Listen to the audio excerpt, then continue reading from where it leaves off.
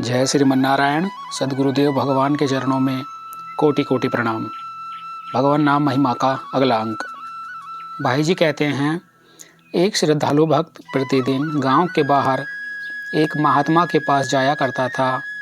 जब महात्मा की सेवा करते करते उसे बहुत दिन बीत गए, तब महात्मा ने उसे अधिकारी समझकर कहा कि वत्स, तेरी मति भगवान में है। तू श्रद्धालु है, गुरु सेवा परायण है, कुतार्किक नहीं है, साधन में आलसी नहीं है, शास्त्रों के वचनों में विश्वासी है, किसी का बुरा नहीं चाहता, किसी से घृणा और द्वेष नहीं करता, सरल चित्त है, काम क्रोध लोभ से डरता है, संतों का उपासक है और जिज्ञासु है। इसलिए तुझे एक ऐसा गोपनीय मंत्र देता हूँ जिसका पता बहुत ही थोड़े लोगों को है। यह मंत्र परम गुप्त और अमूल्य है, किसी से कहना नहीं। यूँ कहकर महात्मा ने उसके कान में धीरे से कह दिया, राम।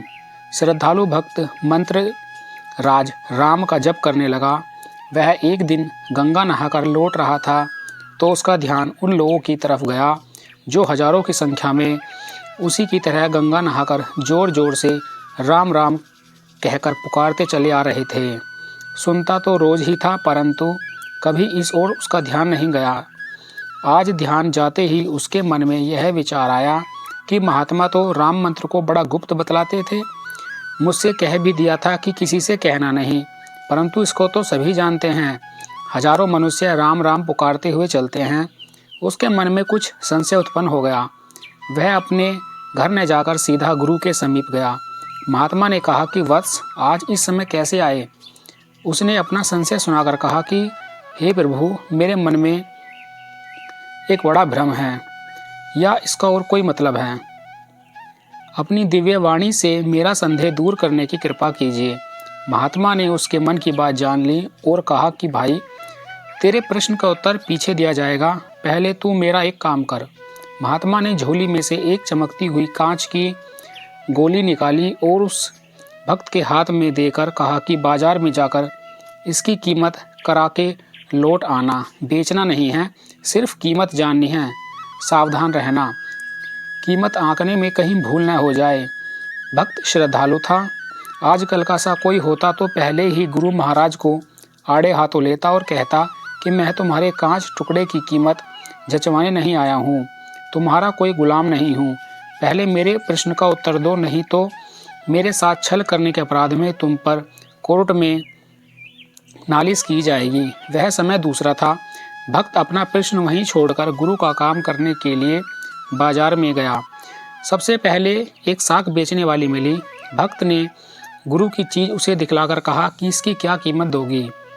साग बेचने वाली ने पत्थर की चमक और सुंदरता देखकर सोचा कि बच्चों के खेलने के लिए कांच की बड़ी सुंदर गोली है, बाजार में कहीं ऐसी नहीं मिलती। उसने कहा, सेर दो सेर आलू या बैंगन ले लो। वह आगे बढ़ा। एक सुनार की दुकान थी, वहां ठहरा। सुनार को गोली दिखलाकर पूछा, भाई इसकी क्या कीमत दोगे? सुनार ने हाथ में लेकर देखा और उसे अच्छा पुखराज समझकर 100 रुपये देने को कहा। भक्त की भी दिलचस्पी बढ़ी। वह और आगे बढ़ा।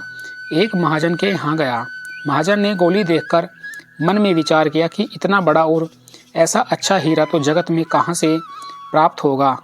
है तो पुखराज ही, परंतु हीरा सा लगता है।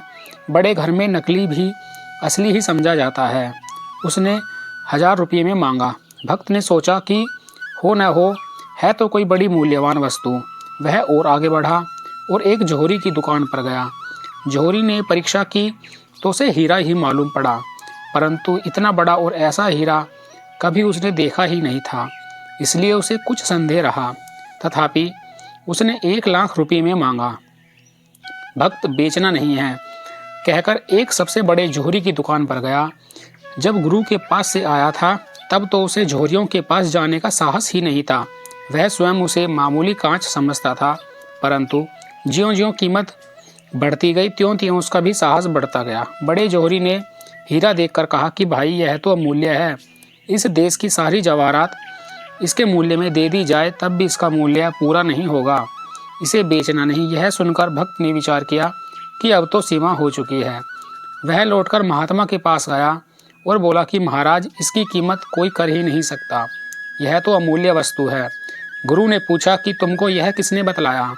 भक्त ने कहा कि प्रभु, मैंने यहाँ से बाजार में जाकर पहले सब्जी बेचने वाले से पूछा तो सेर 2 सेर सब्जी देना स्वीकार किया। सुनार ने 100 रुपये देने को कहा, महाजन ने 1000, जौहरी ने 1,00,000 और अंत में सबसे बड़े जौहरी ने इसे अमूल्य बतलाते हुए कहा कि यह देश की सारी जवाहरात इसके बदले में दे दी जाए तब भी इसका मूल्य पूरा नहीं होगा।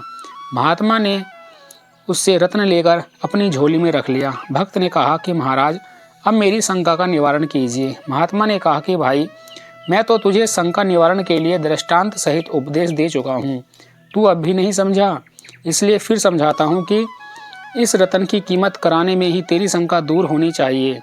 रत्न अमूल्य था, परंतु उसकी असली पहचान केवल सबसे बड़े जौहरी को ही हुई, दूसरे अन्य उसे पहचान न सके। यदि मैंने तुझे बेचने के लिए आज्ञा दे दी होती तो तू 2 सेर के बदले 5-7 सेर सब्जी के मूल्य पर इसे बेच देता और आगे बढ़ता ही नहीं। अमूल्य वस्तु कौड़ी के मूल्य चली जाती है, कितना बड़ा नुकसान होता। इसी प्रकार श्री राम नाम भी गुप्त और अमूल्य पदार्थ है। इसकी पहचान सबको नहीं है और न इसका मूल्य सब कोई जानता है। चीज़ हाथ में होने पर भी जब तक उसकी पहचान नहीं होती तब तक उसका असलीपन गुप्त ही रहता है।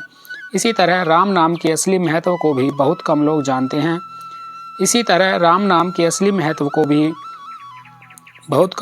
जानते हैं।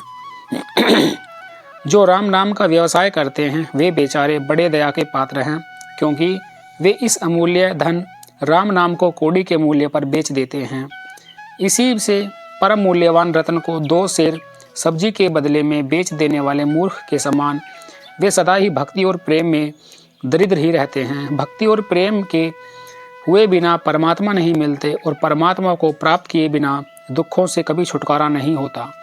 दुखों की आत्यंतिक निवृत्ति परमात्मा को प्राप्त करने में ही होती है और उस परमात्मा की प्राप्ति का परम साधन श्री भगवान नाम है। इसलिए भगवान नाम का किसी भी दूसरे काम में प्रयोग नहीं करना चाहिए। भगवान नाम लेना चाहिए केवल भगवान के लिए भी नहीं, उसके प्रेम के लिए भी नहीं, बल्कि इसलिए कि उसके बिना रहा नहीं जाता। मन की वृत्तियाँ ऐसी बन जानी चाहिए कि जिससे भजन हुए बिना एक क्षण भी चैन न पड़े। जैसे श्वास रुकते ही गला घुट जाता है, प्राण अत्यंत व्याकुल होकर छटपटाने लगते हैं, इसी प्रकार भजन में जरा सी भी भूल होने से क्षणभर के लिए भी भजन छूटने में प्राण छटपटाने लगे। इसीलिए भगवान नारद कहते हैं, अव्यावृत भजनाथ तैल धारावत, निरंतर भजन करने से ही प्रेम की भक्ति प्राप्त होती है। भजन में सबसे पहले नाम की आवश्यकता है, जिसका भजन करना होता है, इसीलिए नाम ही भजन का मूल है। भाइयों, आज की इस अंक में सिर्फ इतना ही, शेष अगले अंक में। तब तक के लिए जय श्रीमन नारायण।